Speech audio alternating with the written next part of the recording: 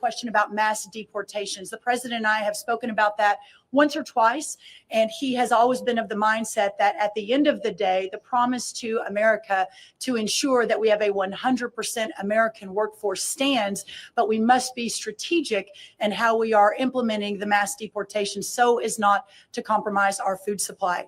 Ultimately, the answer on this is automation, also some reform within the current governing structure. And then also, when you think about, there are 34 million able-bodied adults in our Medicaid program. There are plenty of workers in America, but we just have to make sure we're not compromising today, especially in the context of everything we're thinking about right now. So no amnesty under any circumstances. Mass deportations continue, but in a strategic and intentional way as we move our workforce toward more automation. Think how we are using social media. When we look at the biggest bullies in the world with the most amount of money acquiring social platforms, why are they doing that? Because of the cultural intelligence that you so freely give these platforms. So when you post your best on other people's platforms that you don't own, I want you to think about the cultural intelligence that you were feeding to systems that are then being trained to operate against you. And after that sits and sizzles in your spirit, I want you to think about giving your best to a platform that was built from the ground up, like Spill, to be culturally competent in moderation and content, right? And to think about a world where we are centered in policy and practice digitally, and what is possible when we own our stories, because then we can own our shifts. We can't own the shift if we don't own the stories first. That's real.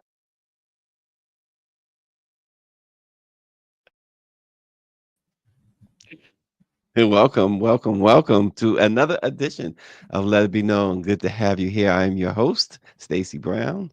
Peace and love, everybody. I'm Niele Anderson, your co-host, and we have a lot of headlines to get through today. We're talking about church and state. We have news about Delta Sigma Theta, Carnival Cruises, housewives running for office, and of course, we have some information about the state of Black women and health. Lots to talk about this morning, Stacy. Whole lot, and that opening video really sets it off, folks. Again, sleepers, y'all gotta stop sleeping because they are, if you listen carefully, and you didn't have to listen that carefully, and put 2 and 2 together, is always going to equal 4. They've been talking about slavery. They are out and about talking about slavery. That was Agriculture Secretary Brooke Rollins declaring that millions of low-income Americans on Medicaid should be conscripted to replace the very immigrants they are deporting from America's farms, framing Medicaid a vital health insurance lifeline for working families, children, and the disabled people as a ready-made pool of expendable labor.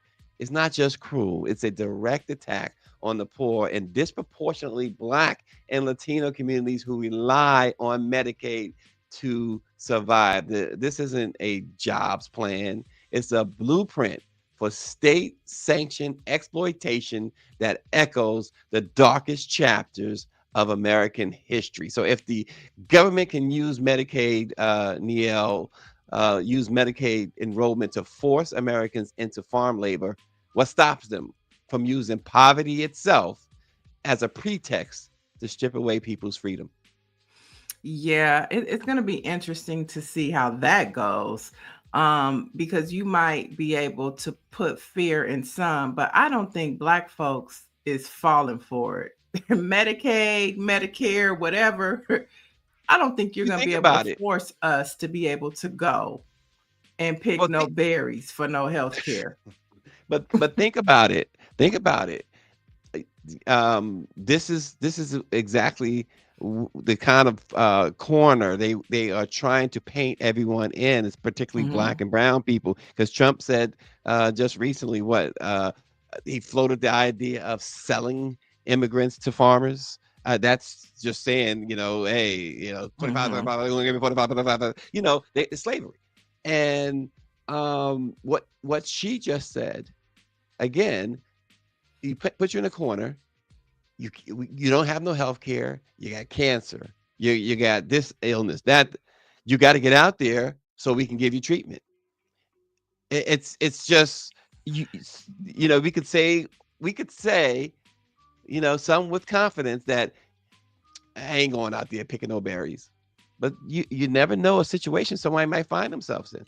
I hear what you're saying, but I think this is more exposing their racism, their thought pattern of days of old and yesteryear, more so than that happening. And I just hope that people are paying attention, because on the resistance side of things, farm workers are preparing to have a strike and hurt the economy. So just as they are preparing to do what they do, so are other people. And so if we have a mass strike from our farm workers across this country, it is going to enable us. And they're also asking, us to participate by not buying produce at grocery stores.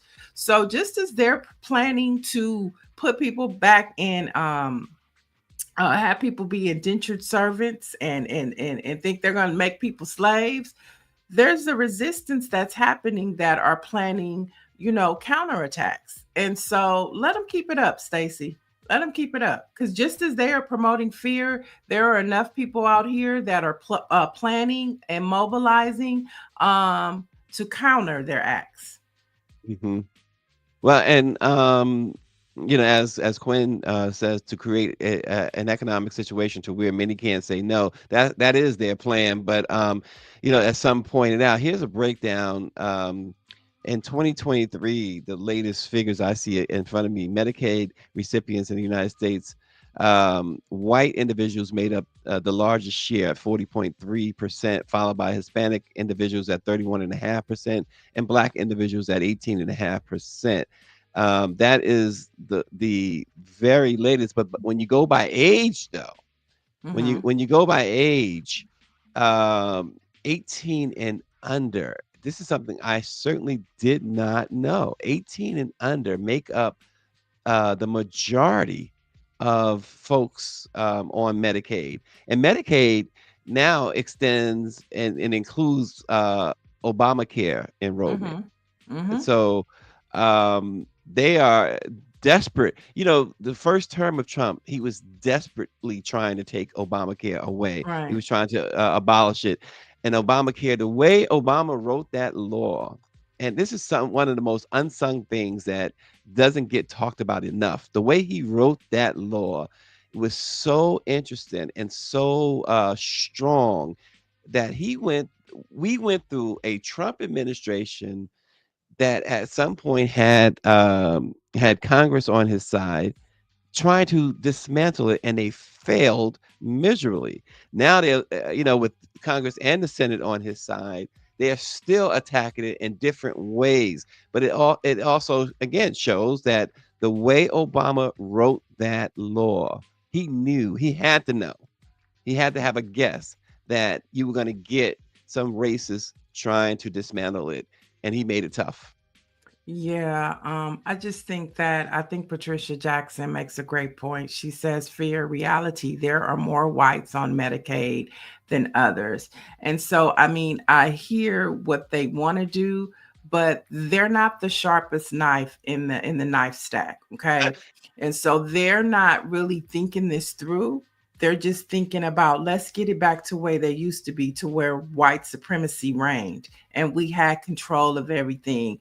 That's what they're going for, but they're not thoroughly thinking it through, to your point of how Obama wrote Obamacare. He was an educated, I don't even want to bring in color. He was just an educated man who understood the assignment. These people know what they want to do, but they don't know how to implement it. And that's why everything that they're doing is just totally falling apart. So let them keep it up. And I can't wait to see this 2-day strike. I know in California, the farm workers are planning a 2-day strike. And then they broke down how much California produces in vegetable, in nuts, and just all types of farm work. So let them keep it up, Stacy. Everything is going to backfire. And, God works in mysterious ways. I think that we're seeing that with a lot of the national disasters that are happening in our country. It's the things that you don't anticipate that's usually the things that take you down or surprise you or throw you off your rocker. So let them keep it up. Well, according to White House Press Secretary Carolyn Levitt, you are wrong, Niele. It is the most brilliant cabinet in history, she says. Yeah. Yeah, I know. They're the dummies. They're the dumbest administration that this country has ever seen. I mean, talking about the blind leading the blind. They're tell us, idiots. tell us how you really feel. I mean, look at the cabinet meeting that they had yesterday. They're all sitting around looking like dummies. Mark Did they have Rubio. McDonald's at the cabinet meeting? No, but Mark Rubio looks like he's a hostage. You know, he looks like he's in a hostage between you know, some plantation No, owners. Marco's a hostage. That would be funny. And if Marco Rubio was ever taken hostage, I'm pretty sure that there would be no ransom paid. You know, I mean, they're just idiots, you know, so let them keep it up. Let them keep it up. Nobody's going to, you know, you might get a few, but as a mass, we're not going out there picking no berries unless we decide that's what we choose to do. Okay. Yeah, And like, I'm like Eddie Patricia Murphy. said, the white folks are going to be more in trouble than us. Like Eddie Murphy. I ain't bailing no hate. You know, and ain't picking no berries either. Okay. Not unless I choose to. Oh gosh. But you know, I make a little levity to it because it's just all this stuff will just I saw a video and you and one of you or Greer sent the video on our little Instagram chat. I don't know who the woman is who says how tired she is and she's tired of everything. She's tired of being a mama. She's tired of being this. And it's a Black woman. And there are too many people that are feeling that way because, and a large part because of what has been going on with this man in the White House and his people. Only thing I will say to people like her, I wish I knew her, but the only thing I'll say is people like her, folks, you know, reach out to your loved Right. ones, those who are going through it. You know, we have too many sad endings when you see folks go online, go on social media and post something like this. Young, very attractive Black woman posted, and Yeah, she with was tears. crying. There Mhm, she is right there. She's just mhm. tired. She's Yeah, tired. I know John P. Key responded to that video and told her to hold on. But like you said, it's so many of us. And sometimes it's the weight of not being able to get ahead. And sometimes it's just the weight of the headlines and the direction of this country that makes you feel like her. yeah. It's just whoever you are, and if you just so happen to be watching us, we feel you, but don't give up. Do not give Mm. up. We have a lot of fight left in us. Don't give up. Yeah. One day after as Niele says, the Trump clan administration There you filed a go. lawsuit, filed a lawsuit to dismantle Los Angeles sanctuary protections. Mayor Mhm. Karen Bass stood defiant. Now, folks, pay attention to this because I'm really pissed off about this, and you'll see why in a moment. Karen Bass stood defiant, calling the legal attack an all-out assault against Los Angeles and vowing never to be intimidated.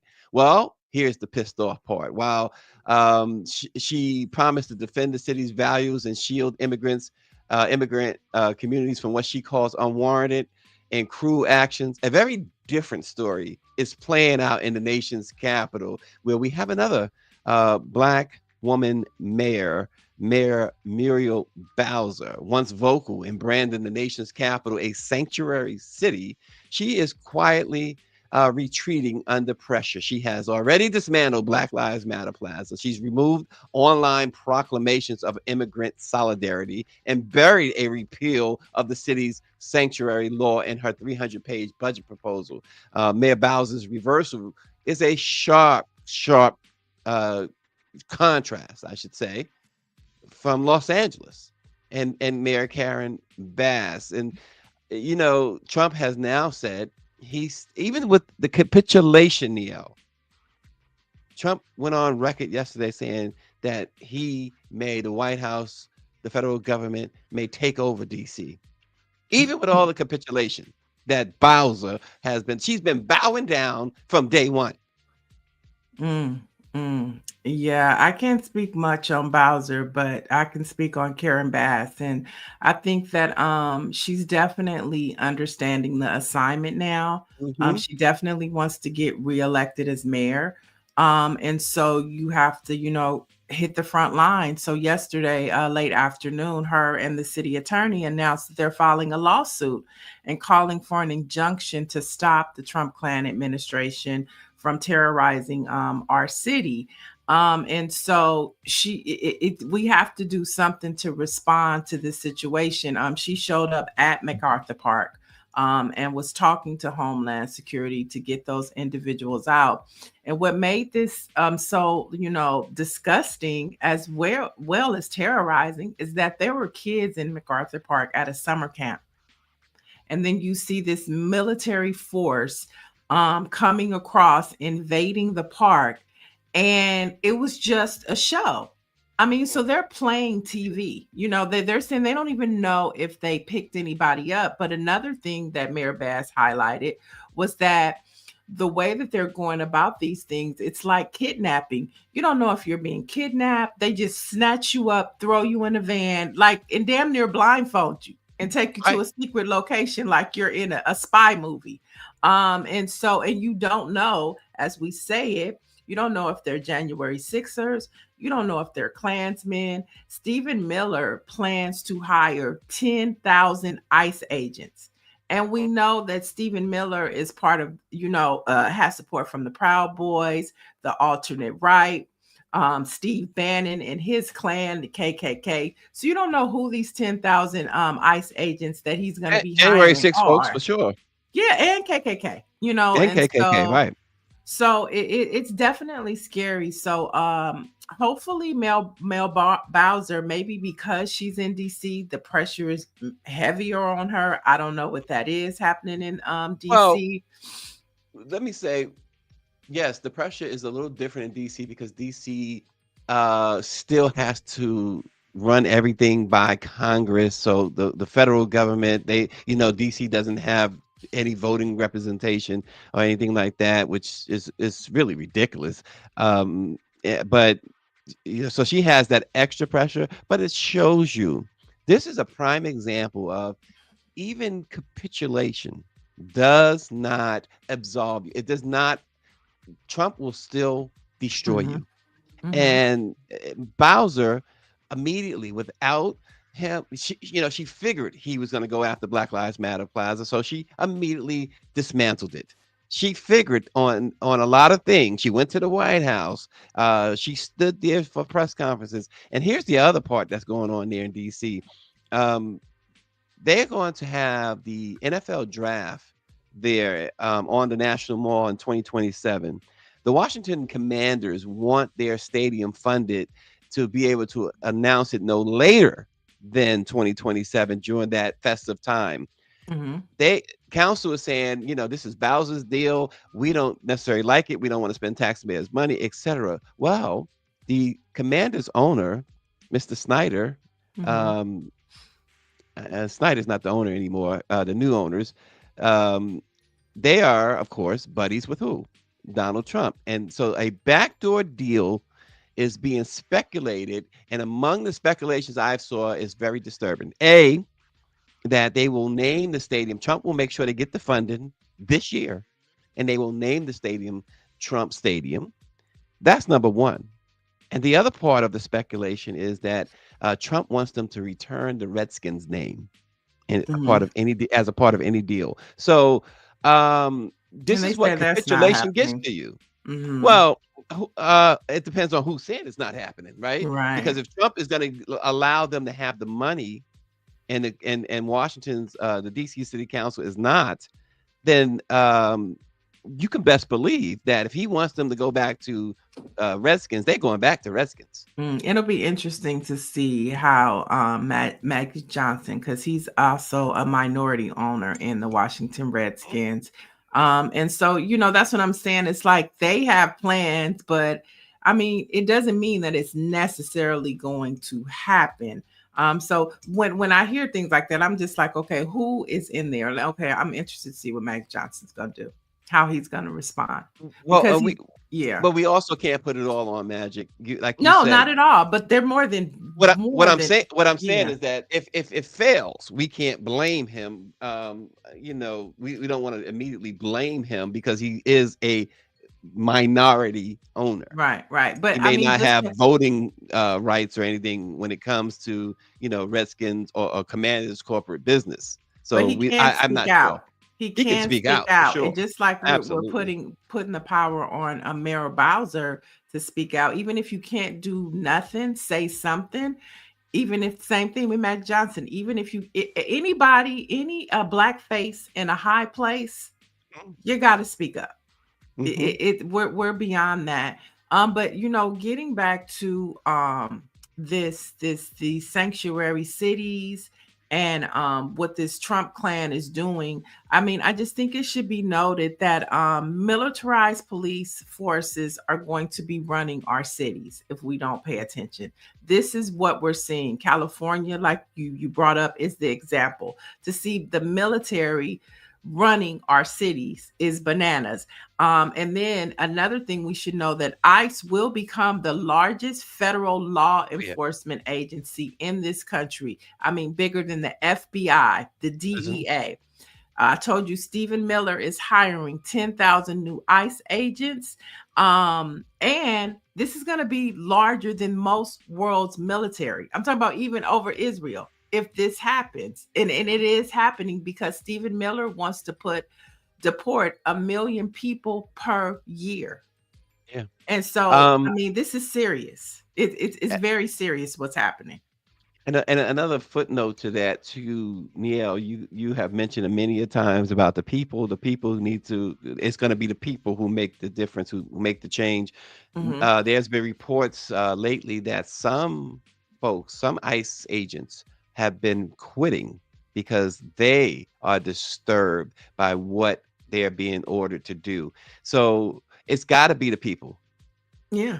Some people do have a conscience. And those are probably regular federal workers. They don't get off on dehumanizing people. It is the Klan. It is the white racist people that Trump and his team are mobilizing to be the ICE agents. They're the problems. It's not the regular ICE agents, the civil workers, the regular workers. It's the Klan. No, that's the problem. Right, exactly. We never really had a problem with ICE before. You know what I'm saying? We never even really paid attention. ICE, okay, they're there. And a big part of that was because they only showed themselves when it was absolutely necessary to do so. Yeah, and they weren't wearing masks. They weren't coming out wearing masks in unmarked cars, opening up van doors, scooping up people. That's just trying to do their job. A day's work for a day's pay. That's it. And how about like Trixie is saying about none of them belong here, including Trump. His grandfather was an immigrant who came to America for a better life for a family. But we just also recently had that video of the German chancellor or the German president, whoever it was, giving Trump his father's birth certificate from his Germany. Grandfather's. Yeah, his grandfather's. That was Monday. That was Monday. Yeah. The days are like minutes now. And then I put the car in the wrong gear. I'm sorry. Okay, Joe. That happens. Somebody put the car in the wrong gear. Not gonna bump out. Okay. Something else is going on. Are we supposed to be seeing it? Sound like we're eavesdropping on the conversation. I love it. I want to know what's going on. Give me the salaciousness of it. Folks, switching gears, this week's Atlanta Voice, and again, the Black Press is always out in front of this stuff, and Atlanta Voice, certainly one of our top newspapers. They have a must-read article folks about uterine fibroids, noting that they aren't just another health issue. They're a silent epidemic crushing Black women in plain sight. The newspaper interviewed Dr. Soyini Hawkins, who knows this all too well. Her own grueling surgery left her cut waist to waist, fueling her mission to ensure other women don't suffer needlessly in silence. While fibroids affect most women by midlife, Black women are more likely to develop larger, more aggressive tumors that linger untreated because of stigma, misinformation, and a medical system that too often ignores their pain. As Hawkins put it, our fibroids are bigger. We are more symptomatic, I should say. We suffer for longer, and far too many providers still downplay their symptoms until the damage is catastrophic. So if fibroids, Niele, are affecting more than 70% of women worldwide and hitting Black women the hardest, why does our healthcare system still act as if their pain is an afterthought instead of an urgent priority? Yeah. I mean, I've had fibroids before, but mine shrunk. So a lot of times they'll shrink on their own if you catch them in advance. But I think this speaks, of course, to, when we talk about systemic racism in this country, it's embedded in every agency. And, from we were talking about, the work, arm of things, healthcare, Black women. That's why Congress member Lauren Underwood was championing the Maternity Act, the Momnibus Act, because Black women suffered more when you do childbirth. We have fibroids. We have lack of representation in research. So when research is being done, Black women, Black men are not the top of the list. A lot of the programming that, we do have to help with Black women and fibroids are community-based intervention programs. And guess what? Based upon this new Trump Klan administration, those intervention programs are going to go away because they're pulling the funding from them. So all of the strides that we have made, they're going to be rolled back too. And so, the disparities in this country, the systemic racism in this country, for 60 years, civil rights, we were rolling all that back. But now here we are with this conversation, and we have an administration that don't give a damn about what we're talking about right now. And so it's really going to be up to us and our healthcare agencies, and having Black doctors, choosing Black doctors, medical professionals to help us, because they understand us more than the white folks do. I'm just sorry. There's a study, Stacy, and I'll end on this. There's a study that says that when Black people have Black medical people looking over them, their health care is better, and they have a longer lifespan. And that's because they can relate. Yeah. Well, again, all these roads leads back to one of your favorite topics, which is reparations. When people want to argue against reparations, this is what they're arguing for. They're arguing for the continuation of the racist treatments that Black women get when they're dealing with stuff like fibroids or maternal health.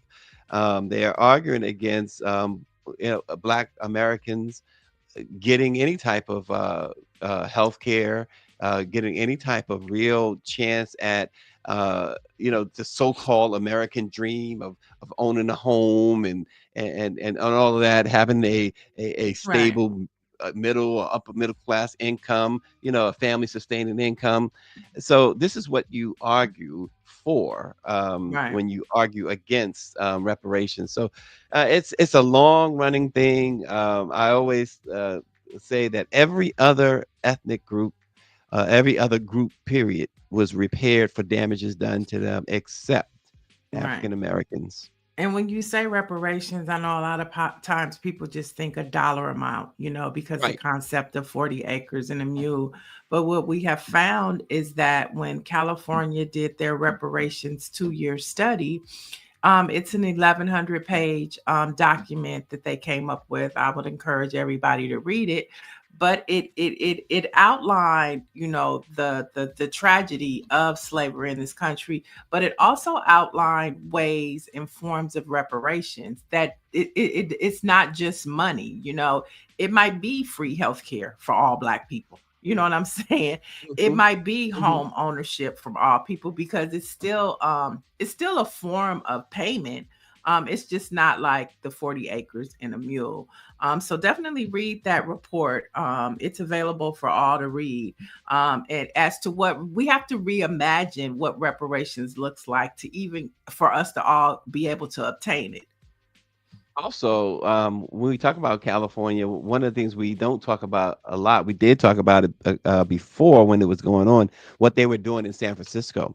Now, there was a lot of elements to the San Francisco reparations plan, but the money aspect was something in the neighborhood of $5 million to Yeah. every uh, Black person there. But not only that, but it was also that the money would be put in Black banks, Black owned banks, and that everybody receiving money would be given a free access to financial advisors who are also people of color, Hmm. and and estate planning and things of that nature free.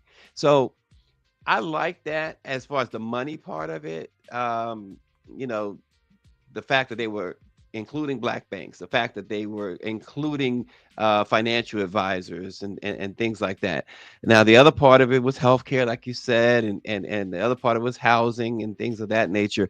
I thought San Francisco did a very thorough job with their plan, and I have not seen all of the plan that is coming out of the state, but we've talked about it.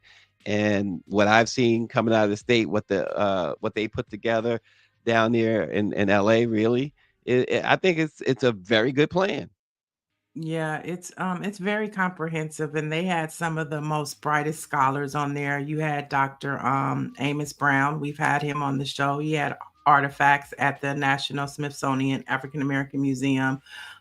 We've also had I forget my friend, I can't, her name is Drumbeck. She was the co-chair with Dr. Amos Brown. And then you had I think three of the Black California legislators. So it was a very and the public was Hmm. able to contribute, and they had the hearings all up and down the state, from San Francisco all the way down to San Diego, to put this comprehensive plan together. And so when we talk about we're talking about fibroids in Black women, we're talking about, you know, having equity and having fairness in our healthcare system. But systemic racism plays a part in all of this, everything that we're talking about this morning. And the Trump Klan administration is doubling down on systemics and racism in this country.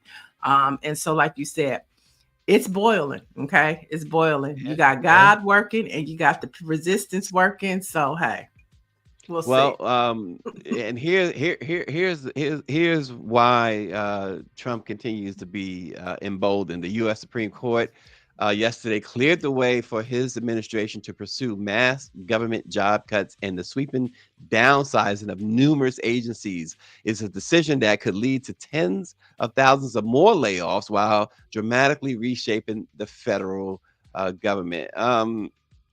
Again, they this is horrendous. It's a horrendous ruling. Only Justice Ketanji Brown Jackson stood against it. She wrote the dissent, and she was alone in the dissent Mhm. this time. Usually it's three of them, but this time it was just her. Um, they have given him unfettered power, Neo. For sure, they are. And he's controlling Congress, all three branches of government. Well, and the fourth one, the media, right? Fourth estate. Yeah. So he's controlling Congress. He's controlling the Supreme Court, and he's controlling the media, and of course, And he has the Senate. White House. Hmm. Hmm. And Yeah. so, I mean, he's running everything. Yeah. Yeah. That is really what we are certainly faced with. And hey, you know, this we always knew that racism racism never went away in this country. We see it all the time. We even see it, on our in the comments in our show. But that's okay. It just shows you Right. the resilience. The resilience. You know, Michael Jackson once said he has rhinoceros skin. He's so resilient. Black folks are the most resilient people that you'll ever run into. So you know what? Have fun with your racism. Generally, it's so blinding that it hurts you yourself. So go ahead with that. Yeah. Yeah. Let's keep it moving.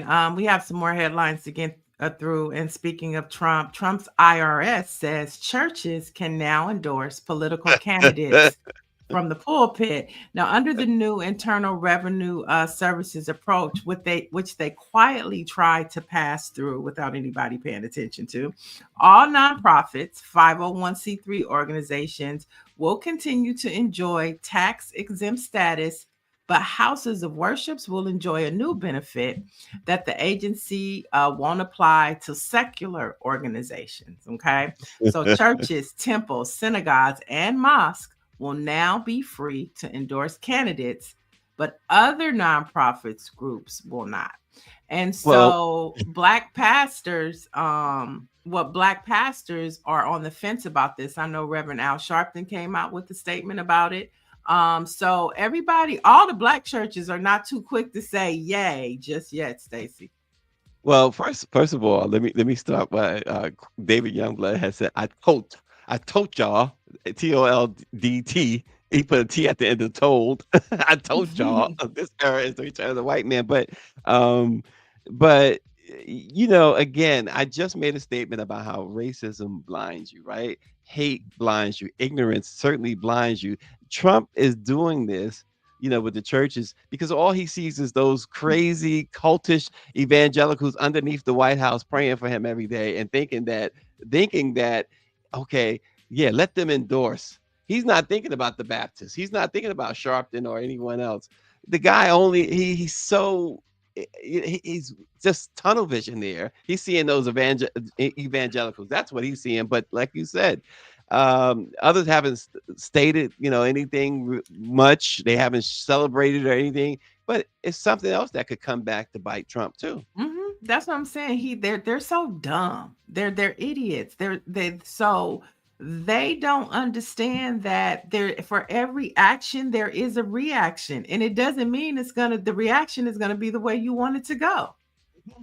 So it'll be interesting to see how this plays out, especially when we're looking at the midterms and these local elections where the church can become really important to like these mayor races and these district attorneys races and commissioner races and state races. They start going to these churches and picking off these Republicans, it could backfire on him. So keep it up. Keep it up, Trump. And speaking of church, we have to give congratulations to Pastor Torrey and Sarah Jakes Roberts. Now, the couple, Sarah is the daughter of T.D. Jakes, and they were recently installed and entrusted to lead the Potter's House into the next chapter. And this comes after Bishop T.D. Jakes had a minor heart attack or stroke in the pulpit. He decided to step back and focus on building economic empowerment for Black communities. And he's turned over the reins to his daughter, Sarah, and her husband, Teray. So now they'll run the Potter's House in Dallas, and then they also have a church here in LA. So it was a big thing over the weekend, and lots of congratulations are going to them as they're young, gifted, and Black, and leading in these millennials and Gen Zers into the next level of faith. Okay. Yes. And speaking of that, Carnival Cruises is being dragged like the Essence Fest. Okay. Like the Essence Fest. They're being dragged like the Essence Fest because the line is being accused of being anti-Black for an alleged new policy regarding line dancing, no fans, and no hip hop music. So yesterday, Stacy, I reached out to Carnival Cruises to try to get them on the show, and they responded to me. And The gentleman that responded, his name is Matt Lapoli. He's the senior manager of public relations for Carnival Cruises.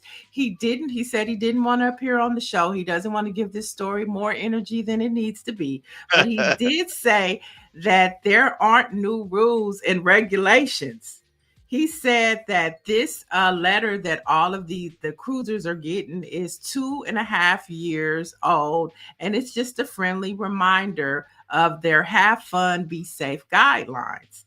Now, he says that fans are still welcome during line dancing, and then he put in quotes, including boots on the ground on the Lido deck. Shoot. On the Lido deck. So you can still have your fans on the Lido deck because it's a lot more space, but you can't have the fans inside the clubs and inside the ship. And if you've ever been on a cruise, you can kind of respect that and understand it, because those clubs inside the cruise are very small. Right. And you get in there and you just start having a few drinks and busting open that fan, you're going to bust somebody upside their head too. Listen, I get it. He also said that the rumor that Carnival has banned hip hop is also untrue. They said they play a wide range of music, including R&B, hip hop, dance, pop hits, blues, and funk, Latin soul, 80s and 90s hits. And so on any given night, you will hear that music. So he's saying that this is all made up. It's not true. It's fake news. Don't believe it. Well, they still playing hip hop, you say? They're still playing hip hop. He said they have theme nights. So if you go on country night, don't expect to hear hip hop. Okay. But if you go to the club on hip hop night, you're going to hear hip hop, which is understandable because see, I've been spoiled. I've done the Tom Joyner cruise. I've done a regular Carnival cruise, but I've done the Tom Joyner cruise at least 5 to 6 times. And I will never, ever, ever, never go on any other cruise besides the Tom Joyner cruise because it's a ship takeover. I don't have to worry about hearing hip hop on one night. I'm going to hear it for 7 days. When I get in the elevator, to go to my room, I'm hearing SWV. I'm hearing Slick Rick. And this is 24 hours. Okay. So if you want to have a Black cruise experience, then you have to go on the Tom Joyner cruise. You have to go on the Soul Train cruise. You have to go on the Maxwell cruise. You cannot go on a generic Carnival cruise and expect a 24/7 Black experience. It ain't going to happen. You missed an important group, and I know RNG is thinking about them. JJ Fad.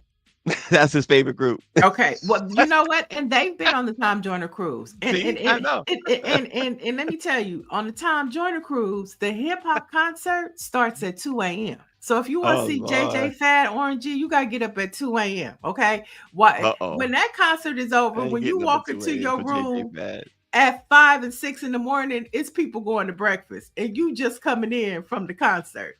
If you want a Black experience, you have to get an all Black cruise.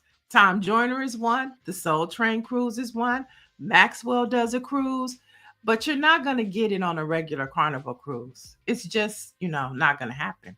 Oh, look out. JJ Fad is coming to New Orleans, he said. Look out. I know he... See, look, that's the Tom Joyner cruise. I mean, that's the Tom Joyner cruise. That's the Tom Joyner cruise. I have seen everybody I've seen Janet Jackson. I've seen Frankie Beverly and Mays, Elle DeBarge, Layla Hathaway. I mean, Earth, Wind, and Fire. Everybody goes on the Tom Joyner cruise. So stop trying to fit in with the Carnival cruise and get with the cruises that really appeal to our experience. Okay? Okay. Well, there you go. She broke it down for you. Look at that. Charlie Wilson. Seen Charlie Wilson at least twice, seen the OJs, the Temptations. I've seen everybody. And another thing that they have is the water gun gate. Tyler Perry has been on the cruise. Seen him. He's brought the cast of some of his things. And on the Tom Joyner cruise on the last night, Stacy, you'll probably like this. The last night of the Tom Joyner cruise is called Mine as Well. Oh, okay. And it's the pajama. Might as well. So you've been on the cruise with all these people all week long. It's pajama night too. and it's called Might As Well. Well, that could be very interesting. You know, You got I the mean, pajamas on, might as well. might as well. It's the last night. We've been cruising all week. Might as well. But it's just such a fun cruise. So if you just want that Black experience 24/7 on a cruise, I would recommend, it's a lot more pricier, but it's definitely worth it because you're getting concerts as well. And it's for a worthy cause. It benefits HBCUs. So it's definitely a party with a purpose. And you can RG wobble. he said he was on Time Corner last year, and he said he taught Bobby Brown a few new dance moves. See, look there at you that. go. There you go. And see, and the fun part about the Tom Joyner cruise too, since Orange brought that up, seeing Kurt Franklin too, is that the artists are on the ship too. The only thing that they ask is don't bother them while they're eating. Yeah. Because it's like, but they walking by, you might be sitting next to New Edition on the Lido deck. You might be do karaoke with Ralph Transvant. It's just a time. It's a time. They might as well. Might as well. So yeah, do the Tom Joyner cruise if you're gonna do a cruise. And since we're talking about line dances, congratulations to Delta Sigma Theta, who kicked off their national convention in DC yesterday. So the ladies set the Guinness Book of World Records for doing the wobble line dance. Okay, with the most people. So they had 2,385 deltas recorded doing the wobble. So now they have the Guinness Book of World Records for wobbling. Go Deltas. Oh boy. So see, we still finding our joy. 92%, we still finding our joy. And moving on, speaking of ladies of distinction, it looks like reality wives are moving into politics. Phaedra Parks of Atlanta Housewives, and she was on Married to Medicine for one season. She appeared on ABC's The View this week saying she wants to run for office. And this came after her former co-star, Dr. Heavenly Kims, announced she's running for office. And she kicked off her campaign yesterday at the state capitol in Georgia. Now, the Married to Medicine star has announced her candidacy for Georgia State Representative in District 93 as a Democrat. Now, she says she's focused on healthcare because she is a dentist, education, small business support, and real representation. And her co-star, Quad Webb, is serving as her campaign manager. Okay. We had on the show once before.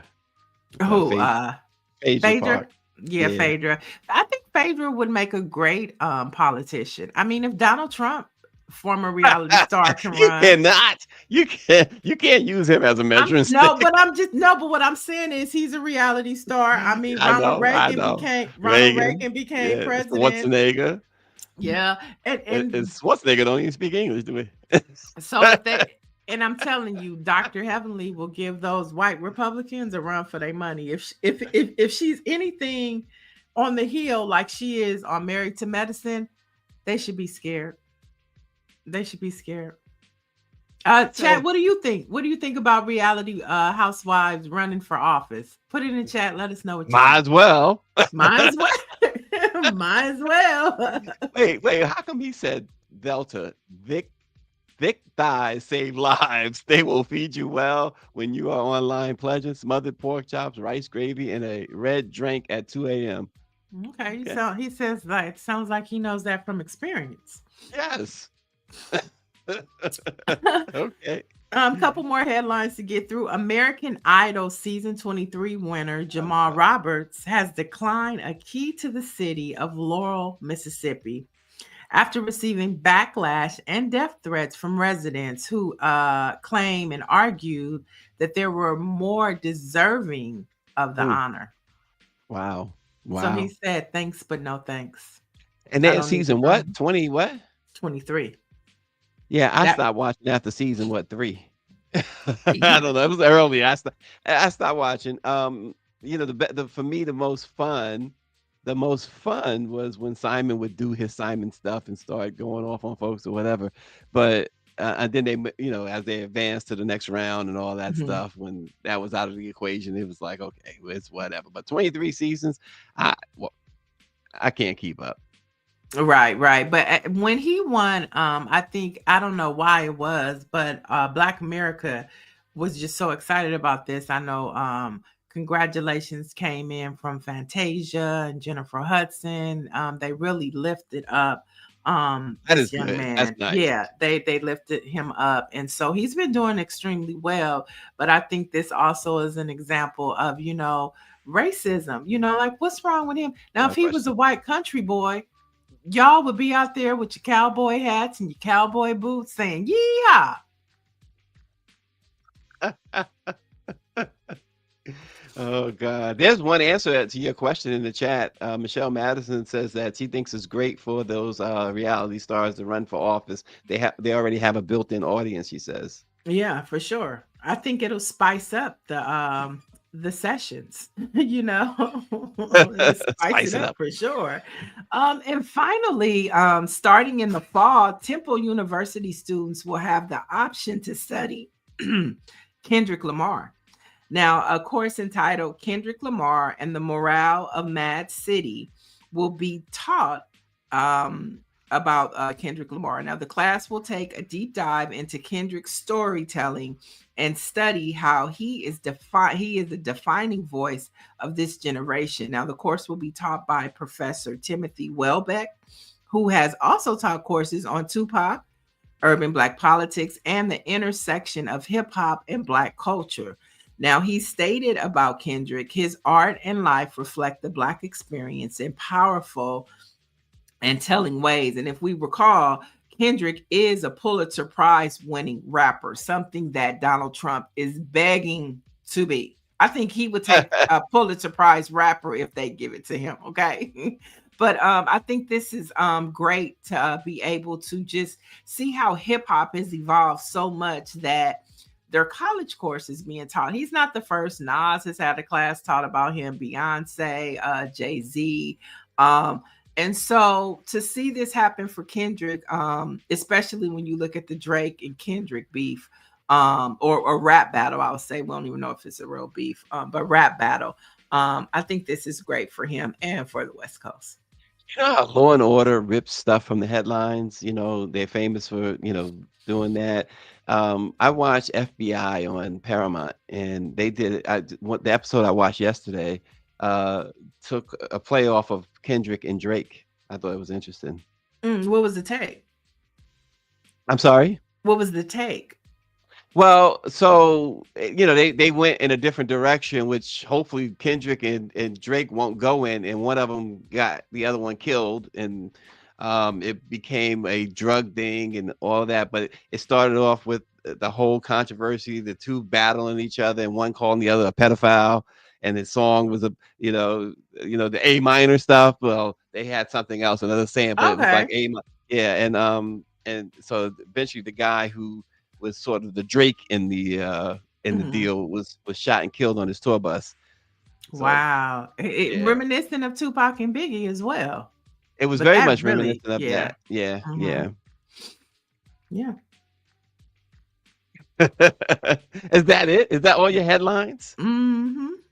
Oh, okay. Well, shucks. I see we running overtime. Grid's gonna start cracking the whip. But we're gonna get to Black history on this date, folks. In 1893, Dr. Daniel Hale Williams performed the first open heart surgery in American history. Williams dabbled in a couple of careers before making history as a pioneer in open heart surgery. Surgeon. First, he was an apprentice shoemaker. Then, at age 17, a successful barber. But Williams also began his medical studies as an apprentice with prominent surgeon Dr. Henry Palmer, which helped him earn a spot at Northwestern University's prestigious Chicago Medical School. After earning an MD in 1883, he became one of the city's precious few African-American doctors, spurred by the experience of a Black woman who aspired to study nursing but was denied the opportunity because of her race.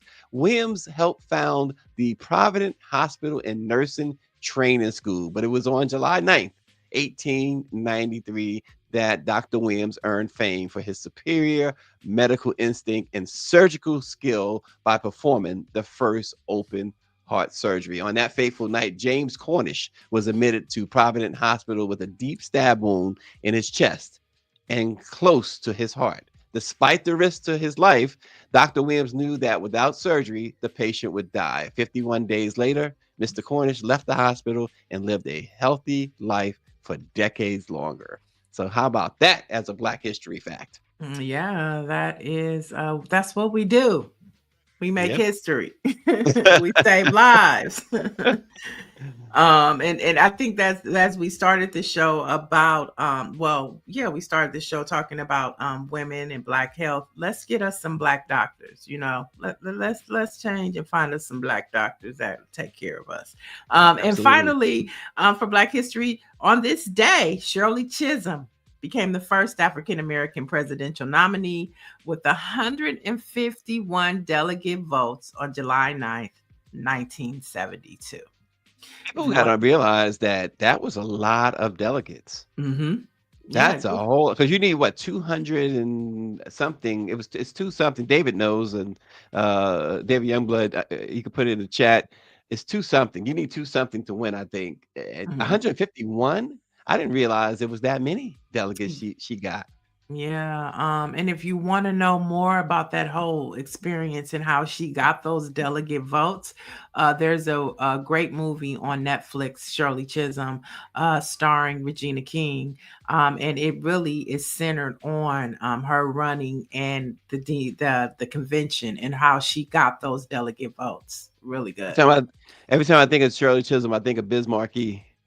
Reagan is the president, but I voted for Shirley Chisholm. That's what he read. All right, folks.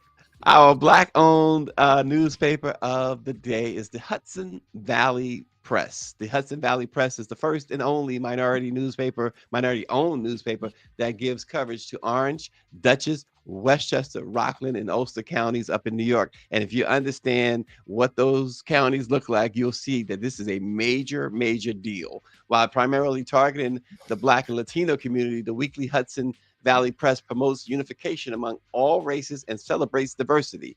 Initially named the Hudson Valley BlackPress, the newspaper was first published in Newburgh, New York on November 24th, 1983. So our Black-owned newspaper of the day is the Hudson Valley Press. Check them out. Go online and check out all what they have to offer.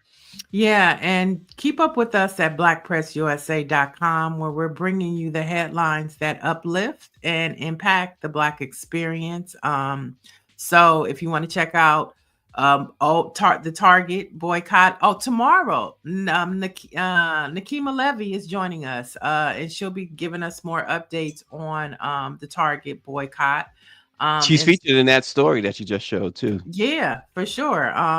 And so, she sent a long letter to NBC, letting them know about things outside of what the boycott and why they started the boycott in Minneapolis. And so she'll be talking to us about Stacy's article tomorrow. Well, there you have it. Thanks for joining us, folks. We'll see you then.